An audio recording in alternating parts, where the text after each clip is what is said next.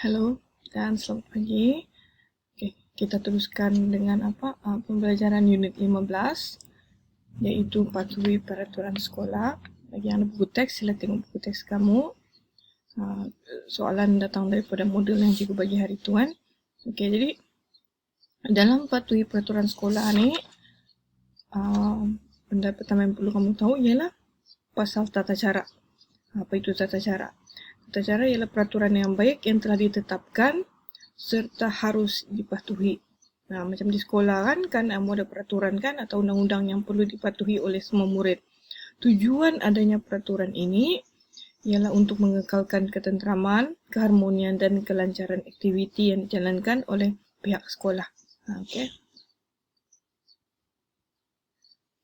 Katakanlah kamu tiada peraturan sekolah. Okey, sekolah tu tiada peraturan sekolah. Jadi apa kesannya ialah pertama persekitaran sekolah akan jadi kotor dan sampah merata-rata sebab tiada peraturan buang sampah kan.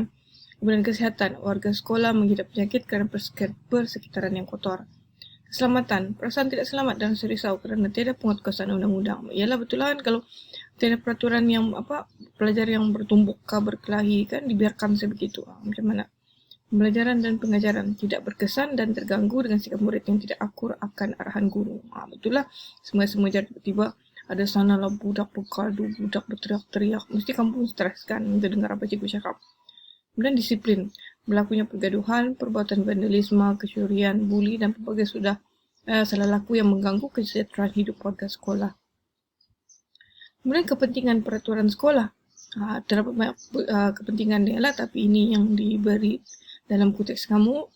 Menjalankan proses pengajaran dan pembelajaran di dalam kelas, membentuk akhlak murid yang terpuji dan berdisiplin, mengekalkan keharmonian kesejahteraan hidup warga sekolah, merealisasikan falsafah pendidikan kebangsaan untuk melahirkan rakyat Malaysia yang berakhlak mulia dan memupuk perpaduan antara kaum. Pentingnya tu.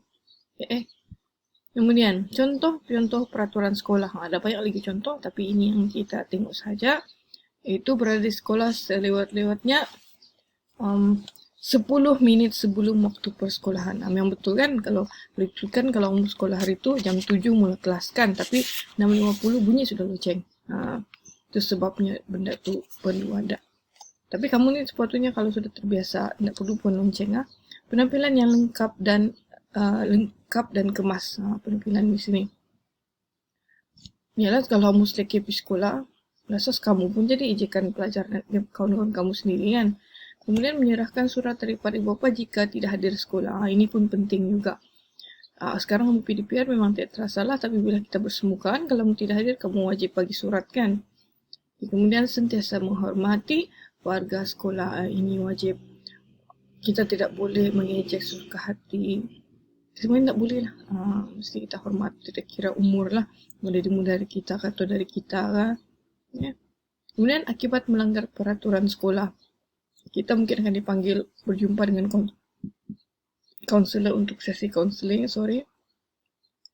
Dilibatkan dalam program dan ceramah yang berkaitan dengan pembentukan sastia, dihukum seperti dirotan dan didenda, digantung ataupun dibuang sekolah. Ini yang terakhir sekali ni. Kalau sekiranya disiplin kamu tanpa teruk, lepas tu parents dipanggil, hari bapa dipanggil sekolah pun tidak datang. Okey. Terusnya, kenapa kita perlu mematuhi mematuhi peraturan sekolah dan kesan jika kita patuhi peraturan sekolah tersebut. Contohnya menghormati guru. Kita perlu menghargai masa dan kita mempunyai hala tuju. Pergi sekolah ada tuju kita itu kita mencari pendidikan. Kesan dia jika kita patuhi peraturan. Nama baik keluarga terjaga, dihormati orang, lepas tu berasa gembira dan bangga dan nampak di sini. Kemudian dalam konteks juga dia ada satu bahagian tu yang ada bahagian ikrar. Memang pun kalau kita pergi sekolah sebenarnya ada ikrar tapi oleh kerana kan kita tidak boleh buat perhimpunan secara bersemuka, so ikrar tu tiada lah.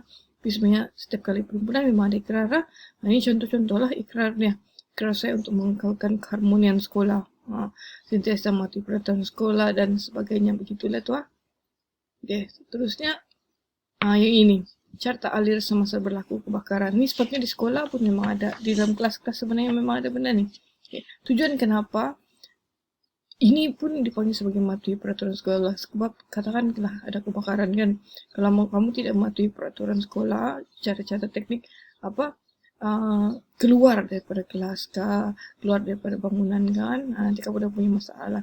Soalnya di sekolah dia ada tanda begini itu sepatutnya. Tapi kalau tidak pun tidak menjadi masalah, dia akan letak ni nah. Emergency evacuation plan ataupun dia punya ni lah peta kecemasan. Plan kecemasan dia akan letak di kelas-kelas ni sebenarnya. Macam mana apa yang perlu dibuat mula dorong kecemasan dibunyikan. So apa yang berlaku kalau sekali berada dalam kelas. Guru kelas dia akan suruh murid beratur keluar. Tapi bukan keluar yang sembarangan, keluar dengan teratur lah. Sudah namanya peraturan. Okey. Kemudian ambil kedatangan, cek gurukan kelas tu. Cukup kau bilang pelajar kalau macam kelas kamu kan ada berapa 38 kah? You pun dah tahu. Dengan pasukan ada 38 yang hadir pada hari itulah kemudian baru berjalan. Okey, so lapor kepada PKM, guru kelas kamu kita PKM. Okey, hari ini semua ada. Okey, kalau sekiranya ada satu orang hilang, kena cari murid tu balik, cek lagi balik, cek lagi balik. Kemudian ini soalan yang seterusnya ini dalam yang modul yang cikgu bagi kan. Okey, soalan pertama ni, lengkapkan peta bulatan di bawah berdasarkan pilihan jawapan yang diberikan. Pilihan jawapan ada di sini. Kemas, bising, tertib dan sebagainya. Contohlah kan, cikgu bagi contoh. Penampilannya, ... dan lengkap. Apa? Penampilannya apa? Tadi cikgu sudah sebut bahawa penampilan mestilah lengkap dan juga kemas. Jadi kamu letaklah kemas letak dalam ni. Dan soalan kedua, tuliskan betul bagi kepentingan mematuhi peraturan dan salah bagi yang bukan. Okey. Jadi, contohlah membentuk akhlak murid yang terpuji dan berdisiplin. Adakah ini kepentingan mematuhi peraturan? Memang jawapan dia betul. Membentuk akhlak murid yang terpuji dan berdisiplin. Yalah sebab kalau tidak peraturan, dia adalah budak berdisiplin kan. Okey. Seterusnya, ada gambar aja ni. Dengan bimbingan guru, jangan secara berkumpulan. Okey, kerana kita bukan berada di sekolah, so kamu buat sendiri pun tak apa. Apa yang kamu buat ialah kamu bagi tahu sahaja di dalam ni kan, dalam petak-petak ni, macam mana kamu mematuhi peraturan sekolah berdasarkan situasi ni. Contohlah, ini mana ni? Makmal komputer kan? Ini library, pustakaan, ini tandas, ini masa perhimpunan. Okey, contohlah cikgu ambil perpustakaan lah, perpustakaan. Okey, apa cara kita mematuhi peraturan sekolah bila kita berada di perpustakaan? Kita mestilah tidak membuat bising. Okey, kedua mungkin susun semula buku yang telah dipinjam ke rak yang sebenar ataupun rak asal. Okey, macam tu. Itu jangan tulis. Okey. Kemudian yang soalan berikutnya, ini ada budak jam tidur dalam kelas kan? Okey, Raja di bawah menunjukkan rekan sekelas anda, Siu Ying yang sering kali tidur. Ni kan. Sekali tidur, okey. Sewaktu guru sedang mengajar di depan kelas. So, pertanyaan dia, wajarkah anda menegur perbuatan rangkap anda tersebut? Berikan alasan anda. Perlukah kamu kasih bangun tu budak? Kenapa? Okey, nyatakanlah. Kemudian, apakah kesan yang berlaku pada Su Ying sekiranya dia masih melakukan perbuatan di atas? Kamu rasa apa? Jadi, kalau cikgu, maybe dia ketinggalan belajar lah. Okey. Ketiga, nyatakan 3 peraturan yang patut diamalkan oleh murid ketika berada dalam kelas. Apa yang perlu membuat dalam kelas kalau sekiranya sedang sesi belajar? Nyatakan ada 3 benda sini. Tak boleh benda yang sama. Kemudian jelaskan sebab murid-murid perlu mematuhi peraturan sekolah.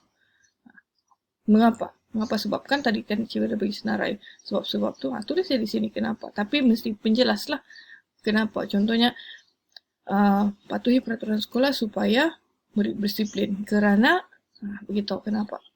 Bila kita mengikut peraturan, kita tidak akan langgar peraturan yang ada ataupun tidak menyebabkan kesusahan kepada pihak sekolah. Macam itulah.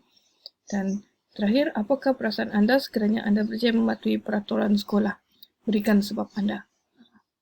Apa perasaan anda kalau anda patuhi? Adakah anda gembira ataupun anda terasa terseksa sebab betul-betul berlaksana mematuhi peraturan? Ataupun anda berasa syukur, macam tu. Tapi nyatakan sebabnya. Dan yang terakhir sekali, yang ini yang soal selidik punya bentuk.